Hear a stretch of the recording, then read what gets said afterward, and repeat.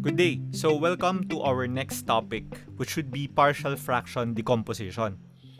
So here, we will look at rational expressions na polynomial over polynomial and itatry natin siyang i-decompose or biyakin into fractions na kaya nating ma-integrate. So let's start by making the following observations. So let's say I have the following expressions: 2 over x plus 3 plus 1 over x minus 2. Now if we perform this addition, well, of course, para makuha natin yung denominator, kunin natin yung product nila, and we cross-multiply the denominators para makuha natin yung tamang numerator. So we'll have 2 times x minus 2 plus 1 times x plus 3 all over x plus 3 times x minus 2. The denominator will be equal to x squared plus x minus 6. Tapos, distributing and combining like terms, we'll get that the numerator is equal to 3x minus 1. So, in a sense, no, itong 3x minus 1, pwede natin siyang biyakin into 2 over x plus 3 plus 1 over x minus 2. So, ito yung partial fraction decomposition. Ini-imply nung ginawa natin na pwede nating i-decompose si 3x minus 1 over x squared plus x minus 6 into 2 over x plus 3 plus 1 over x minus 2. Now, let's take a look at another rational expression and make further observations. So, this time, yung denominator natin ay factorable pero umuulit na yung factor. So, x minus 2 quantity cube yung factors natin, x minus 2. And our numerator is 3x squared minus 14x plus 15. Notice that we could manipulate this, no, para maisulat siya as the following sum, na 3x squared minus 12x plus 12 all over x minus 2 quantity cube plus negative 2x plus 4 plus negative 1. The denominators remain the same. And here, pwede natin makuha yung observation, no, na yung negative 14x galing siya or mabibiyak siya into negative 12x plus negative 2. And itong plus 15, mabibiyak natin siya into plus 12 plus 4, so 16 minus 1. So bakit ito yung pagbibiyak na pinili natin? Ano yung special dito? Well, yung special sa kanya is, kunyari, no, yung first rational expression natin, we could factor out 3. Ang matitira sa loob ay x squared minus 4x plus 4, which you should note is, x minus 2 quantity squared. So, binibase natin siya dun sa factors ng denominator kasi gusto natin siyang i-cancel out mamaya. Similarly, dun sa second rational expression natin, si negative 2x plus 4, pwede natin siyang biyakin into negative 2 times the quantity x minus 2 para mag-cancel out itong x minus 2 na factor dun sa mga factors ng x minus 2 sa denominator.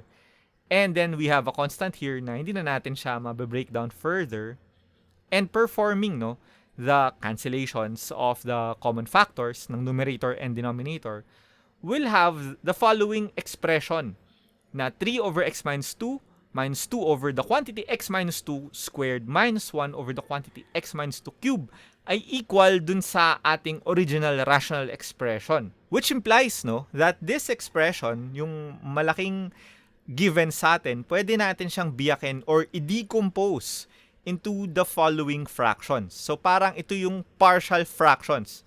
This is one part, this is another part, this is a third part, which we could combine to give us back the original. Except that, ngayon, binabaliktad natin yung process. We have a rational expression na binibiyak natin or dinidecompose into its component na fractions. And note na yung ginawa nating pagbibiyak, no, ay ginawa natin such that the numerators will be constants.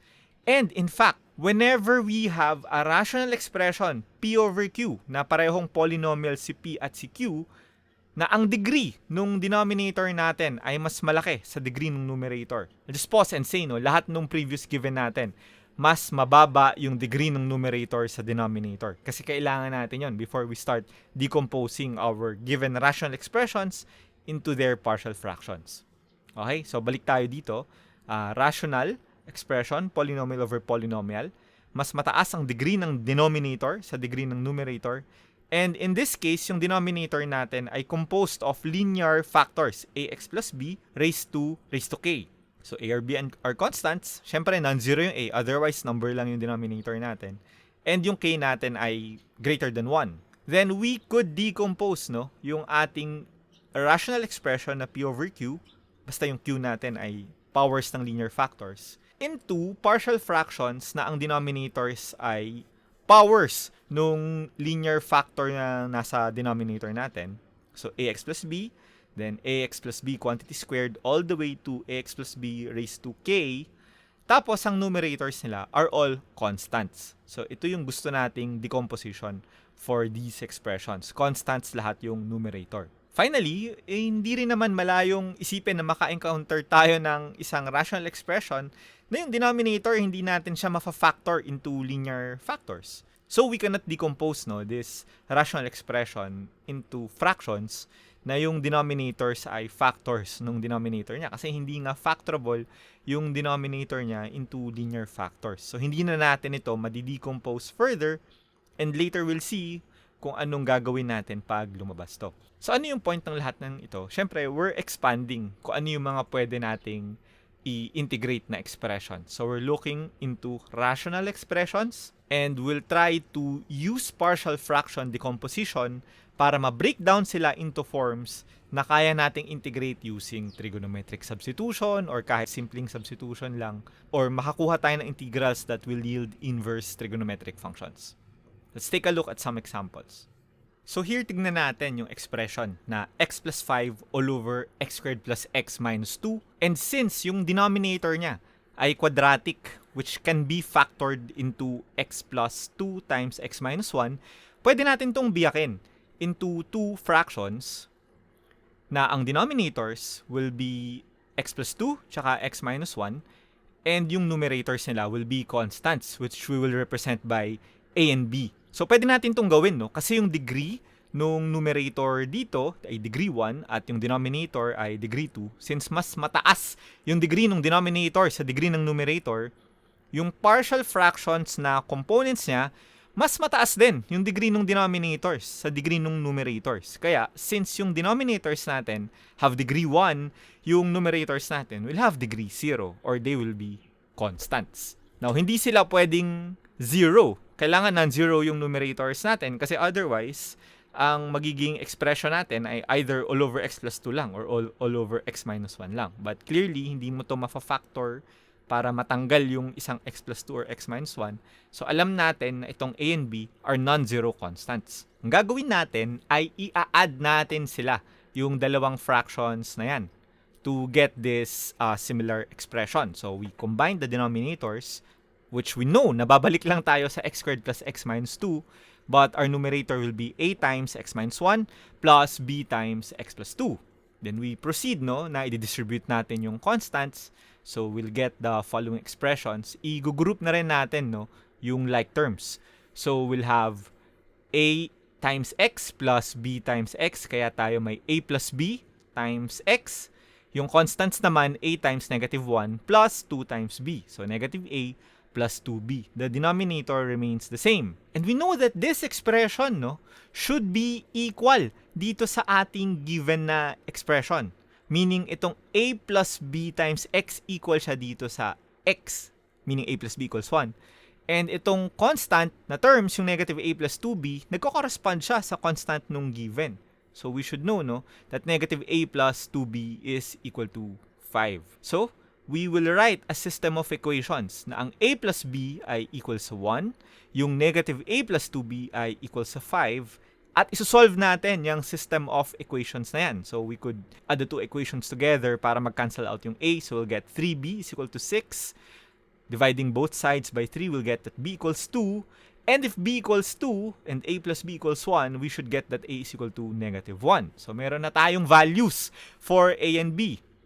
Meaning, yung x plus 5 over x squared plus x minus 2 natin, dahil na-solve na natin, si a and b equal siya sa partial fraction decomposition na negative 1 all over x plus 2 plus 2 over x minus 1. You may want to rearrange that, diba? Para 2 over x minus 1 minus 1 over x plus 2 na lang siya. Now, remember, yung topic natin ay integrals. So, let's say na instead na binigay sa atin ay x plus 5 over x squared plus x minus 2, ang talagang hinahanap sa atin ay yung integral ni x plus 5 over x squared plus x minus 2. Eh dahil na-decompose natin or alam natin na pwedeng i-decompose yung integrand to fractions na nakuha natin na 2 over x minus 1 tsaka 1 over x plus 2, this expression can be written as instead as the integral of 2 over x minus 1 minus the integral of 1 over x plus 2. And we know how to find the integral of these expressions. Kung na-confuse kayo sa -1, we could use let u be equal to x minus 1, du equals dx. And makukuha pa rin natin na this will be equal to 2 times the natural logarithm of the absolute value of x minus 1 minus the natural logarithm of the quantity x plus 2. Well, of course, plus our constant of integration. So this is what we should get if we are looking for the integral of the given expression. So yun yung objective natin for learning about partial fraction decomposition so that we could integrate rational expressions na hindi kaya ng basta-basta trig substitution. Let's take a look at our next example. Well, in this case, diretso na tayo ng ng integration. So, we want to find the integral of x cubed plus x all over x minus 1. Now, unlike the previous examples na nakita natin, we should observe here that the numerator now has a higher degree than our denominator. Degree 3 si numerator, degree 1 lang si denominator. And si partial fraction decomposition, magagawa lang natin siya if the degree of the numerator is less than the degree of the denominator. So, we need to do something here para ma-rewrite yung ating expression na mas mataas yung degree ng denominator sa degree ng numerator. So what can we do? I think we should just, go ahead and divide the two expressions. Divide natin yung numerator by the denominator gamit tayo ng long division. So we write our numerator as the dividend. Tapos lagyan natin ng 0 yung mga missing terms. You can also use synthetic division if it is applicable. But in general kasi, pag yung divisor mo, hindi lang naman siya linear na x minus 1, mag-work palagi si long division. So we're using long division here. We're dividing by x minus 1. So x cubed divided by x minus 1 will get x squared. And we continue with the long division. Okay, so just let it write out and you should be able to do that on your own.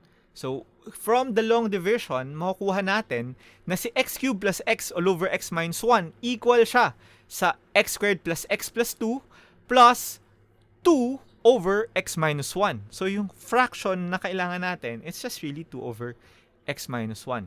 So, we could rewrite our integral as follows. This will be equal to the integral actually of just the quantity x squared plus x plus 2 plus 2 over x minus 1. So, looking at it this way, wala talaga tayong kailangang i-decompose. Pero, kailangan nating i-reduce, yung given sa atin na rational expression na integrand na mas mataas yung degree ng denominator. So, integrating this expression, we'll just get that is equal to x cubed over 3 plus x squared over 2 plus 2x plus 2 times the natural logarithm of x minus 1 plus our constant of integration. So, what should we emphasize from these two examples? Well, one, yung purpose ng partial fraction decomposition is to reduce our rational expression into fractions or, mas maliit na rational expressions na alam natin yung integral. And if yung given sa atin ay mas mataas yung degree ng numerator sa denominator, then we have to divide them first. And we'll get algebraic expressions na pwede nating integrate agad using the power rule until makakuha tayo ng remainder over the divisor as yun yung gagamitan natin ng partial fraction decomposition kung kinakailangan. So in the next videos, we'll take a look at some more examples and I'll see you there. For now, salamat sa pakikinig.